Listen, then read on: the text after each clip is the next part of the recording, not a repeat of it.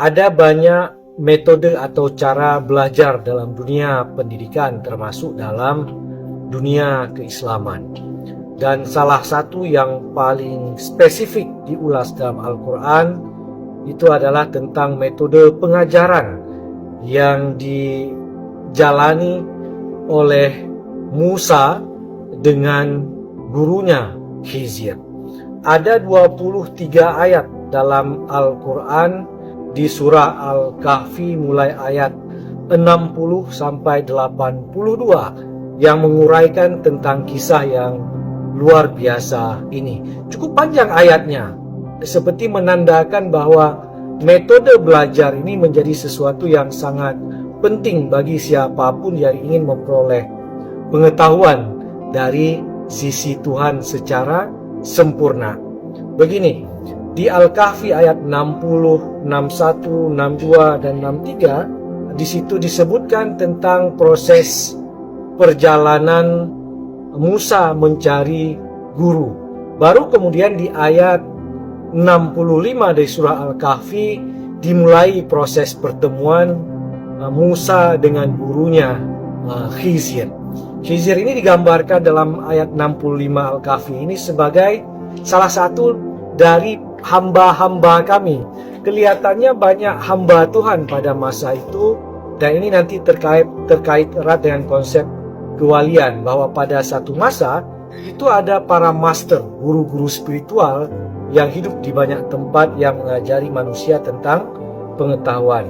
Dan orang-orang seperti ini biasanya disebut sebagai orang-orang yang atainahu rahmatan min indina, orang-orang yang dianugerahi rahmat dari sisi Tuhan. Jadi guru-guru spiritual ini bukanlah sekedar guru yang punya ilmu, tapi digambarkan berikan dianugerahi rahmat dari sisi Tuhan, ataupun wa'allamnahu min ladunna ilma, memperoleh pengetahuan yang disalurkan secara langsung dari sisi Tuhan. Artinya orang-orang ini punya koneksi langsung dengan Allah.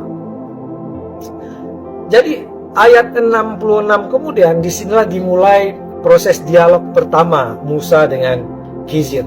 Tujuan Musa adalah belajar dengan Khidir. Gimana cara Musa ingin belajar dengan Khidir? Itu dikatakan qala lahu Musa hal attabi'uka ala an tu'allimani mimma ulimta rusyda. Jadi cara untuk memperoleh ilmu dari seorang guru atau dari Tuhan, itu syaratnya adalah at-tabi'uka. Syarat pertama adalah at-tabi'uka, mengikuti, baru kemudian ala an tu'allimani, baru kemudian bisa diajarkan. Jadi pola pengajaran dalam dunia spiritual atau the higher level of knowledge itu Anda harus ikut seseorang. Ingat ya, ikut itu bukanlah sekedar duduk di forum pengajiannya kemudian mendengar lalu pulang tidur, tidak. Atau juga tidak ikut pengajian di masjid mendengarkan khatib berbicara atau ustadz atau tengku atau kiai atau ulama berbicara 1-2 jam kemudian pulang, tidak. Atau juga mengikuti ceramah-ceramah yang ada di lapangan, di YouTube, di medsos, lalu kemudian Anda pulang ke rumah, tidak. At-tabi'uka adalah proses Anda mengikuti. Jadi mengikuti itu bukan sekedar mendengarkan dia berbicara, tapi hidup bersamanya, melayaninya, tinggal di rumahnya. Dan ini bukan sehari 2 hari, bisa berbulan, bertahun-tahun dalam waktu bahkan cukup lama seperti yang dijalani oleh Musa dengan Khidir. Jadi syarat belajar itu adalah mengikuti seorang guru yang hidup. Syaratnya adalah mengikuti guru yang hidup, at-tabi'uka, baru kemudian bisa diajarkan. Dan di ayat 66 ini juga ada sambungannya, adalah ala an tu'allimani mimma ulimta rusyda. Jadi setelah ikut dengan harapan kemudian mendapatkan pengajaran dari dia tentang ilmu-ilmu rusyda, ilmu-ilmu kemursyidaan. Jadi ini adalah cerita tentang kemursyidaan. Inilah ilmu tentang spiritualitas. Jadi dalam dunia spiritual atau sufisme atau tarikah, guru pembawa atainahu rahmah, membawa rahmat dari Tuhan atau pembawa ladunna ilmu laduni itu adalah seorang mursyid. Mursyid itu diambil dari kata ya arsyada, yarshudu, irsyada. Jadi mengartikan bermakna petunjuk. Jadi petunjuk ini lebih kepada sebuah vibrasi spiritual, entitas spiritual yang dititip Tuhan ke dalam dirinya sehingga menyebabkan dia menjadi mursyid.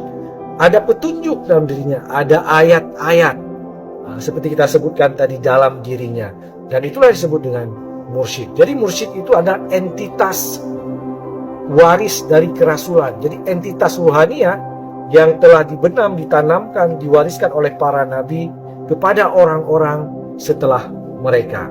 Jadi mengikuti mursyid ini haruslah tidak dengan cara mengikuti pengajiannya saja, atau seperti mahasiswa duduk di kelas mendengarkan dosen berbicara lalu pulang minggu depan ketemu lagi. Itu bukan dengan cara itu. Itu adalah pola pembelajaran kognitif. Jadi lebih kepada meningkatkan daya ingat, hafalan, memori, atau lebih kepada penguatan argumentasi, cara berbicara, berpikir, ataupun sejenisnya. Sedangkan ilmu-ilmu ketuhanan ini, Anda harus ikut dia, harus menjadi pengikutnya. Menjadi pengikut, memang ikut di belakang kemana-mana, tidak berpisah dengannya. Seperti yang dialami oleh sejumlah sahabat ketika hidup bersama Nabi.